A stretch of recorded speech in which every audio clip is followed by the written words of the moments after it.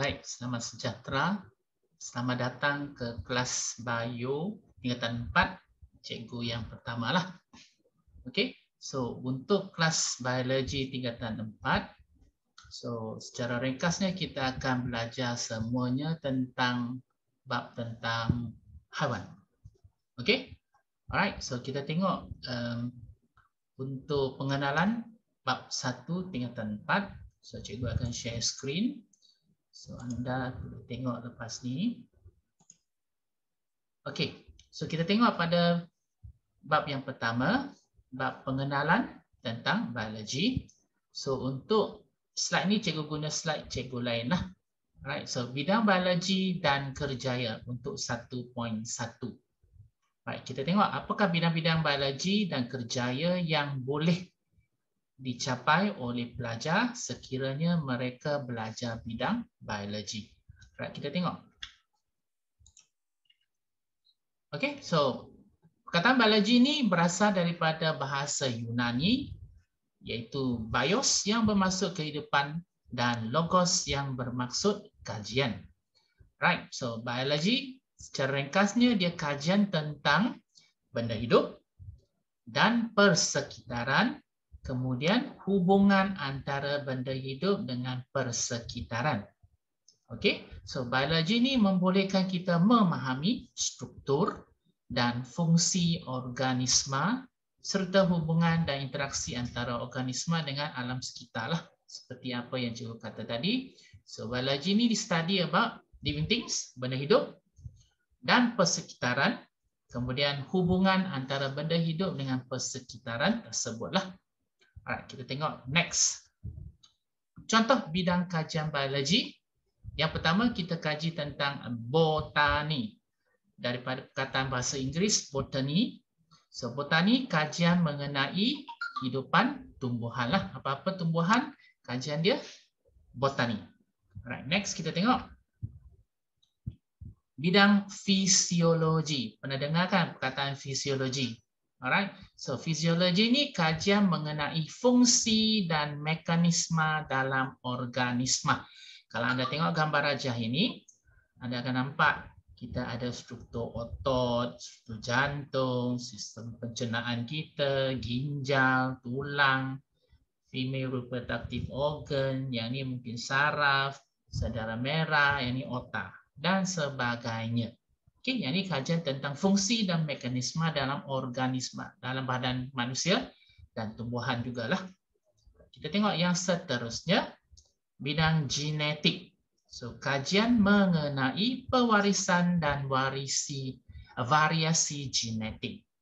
Okey, alright, yang ini genetik, study about gene, kajian tentang gene. Right, bidang kajian ekologi. So, kajian mengenai interaksi antara organisma dan persekitarannya. Tengok gambar pun tahu dah kan? Dia hijau. So, kajian tentang ekologi. Dia ni struktur dia struktur bumi. So, macam mana organisma-organisma hidup dalam bumi berinteraksi dengan satu sama lain. Kita tengok seterusnya. Biologi, microbiology. So, daripada perkataan micro. Micro maksudnya organisma-organisma yang kecil dan seni. So, kajian mengenai mikroorganisma. Tapi mikroorganisma yang kita nak belajar pun ada banyak. So, contohnya sekarang kan ada COVID-19. So, yang tu kajian tentang virus. Yang tu mikroorganisma juga. So, selain daripada virus, mikroorganisma juga tergolong kepada bakteria, protozoa, yeast, dan sebagainya. Semuanya ada 5 jenis. Okey, termasuk virus tadilah. Right, kita tengok yang seterusnya. So, teknik pencetakan bio 3 dimensi. Yang ini adalah salah satu daripada teknologi yang terkini. Alright, so maksudnya biasanya kita print 2 dimensi saja kan. So yang ini dia boleh print 3 dimensi. Maksudnya yang ini struktur jantung, dia boleh print out satu struktur jantung yang 3D yang anda boleh pegang. Okey, so teknik percetakan bio 3 dimensi digunakan untuk mencetak dan membentuk tisu tiruan dan membantu dalam bidang kejuruteraan dan perubatan moden. Contohnya struktur 3 dimensi. Dia nak hasilkan satu skru ataupun satu bahagian dalam komputer yang tak dapat dicari. So apa yang kita buat? Kita boleh scan dan suruh scanner ini scan, lepas tu dia akan bentuk, dia akan cetak satu benda 3D yang telah kita scan tadi. Okey. Right, seterusnya. Right, perancah biologi. Perancah biologi ini ialah salah satu kejayaan inovasi teknologi di Malaysia, ialah penghasilan perancah biologi daripada kulit kerang untuk kegunaan rawatan pergigian. Contoh struktur gigi ni kan. Right.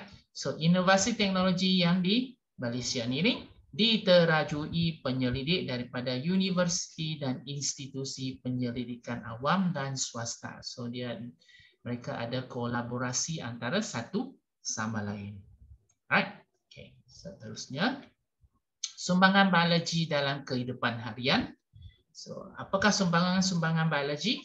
So dia terbagi kepada bidang perubatan, bidang farmasi, bidang penghasilan makanan dan bidang pertanian. Kita tengok apakah sumbangan biologi dalam bidang-bidang tersebut. Okey, dari segi bidang perubatan. Alright, contoh kita ada kaedah persenyawaan in vitro ataupun kita panggil dia test tube baby, perancangan keluarga, pembedahan plastik surgery dan terapi gene.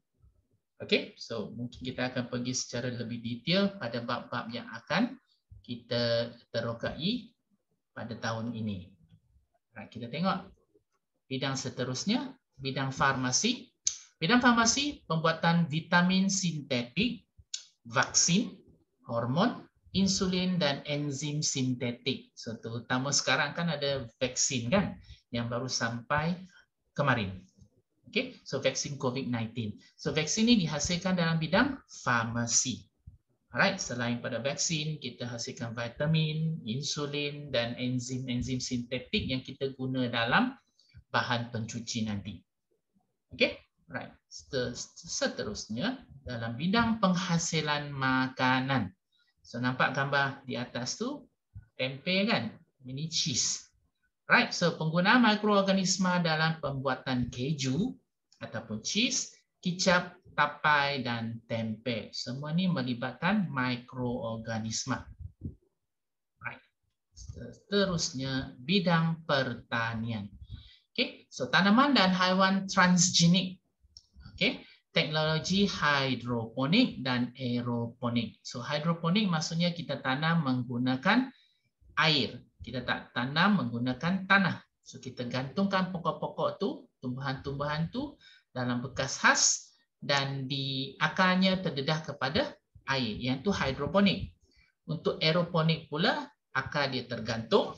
So pada selang masa yang tertentu, nutrien ataupun cecair-cecair akan dispray ke atas akar tersebut. So maksudnya akar tu tergantung macam tu sajalah. Okey, so untuk pengudaraan.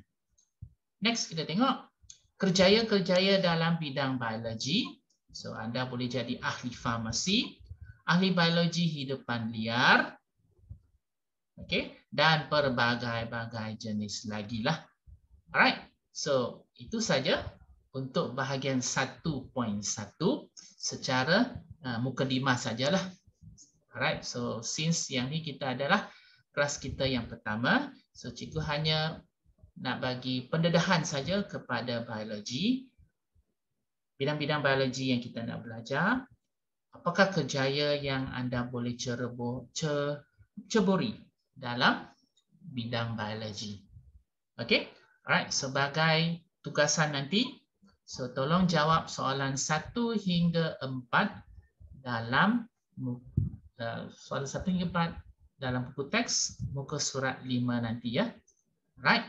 Okey, itu saja. Sekian, terima kasih.